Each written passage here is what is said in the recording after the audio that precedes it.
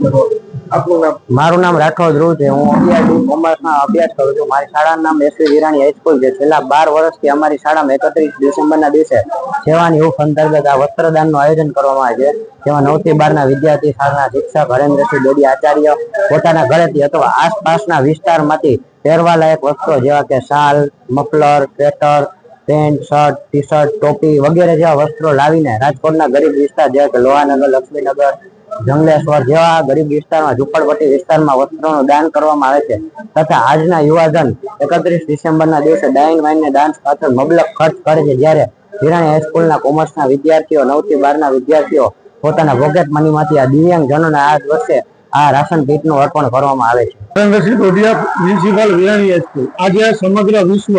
પાશ્ચાત્ય સંસ્કૃતિનું અનુકરણ કરી ડાન્સ, ડાઇન, વાઇન પાર્ટી પાછળ મબલક ખર્ચ કરી અને 31 ડિસેમ્બરની ઉજવણી કરે છે, ત્યારે વિરાણી હાઈસ્કૂલના વિદ્યાર્થીઓ દ્વારા 31ની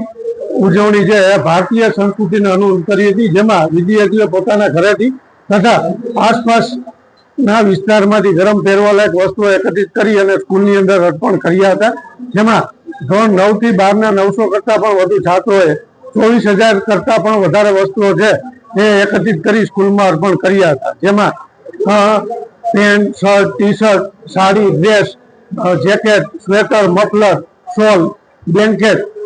ટોપી વગેરે નો સમાવેશ થાય છે। આ એકત્રિત થયેલ વસ્તુઓ છે તેનું રાજકોટ શહેરની વિવિધ ઝુંપડપટ્ટીમાં RSSની મદદથી વિતરણ કરવામાં આવશે।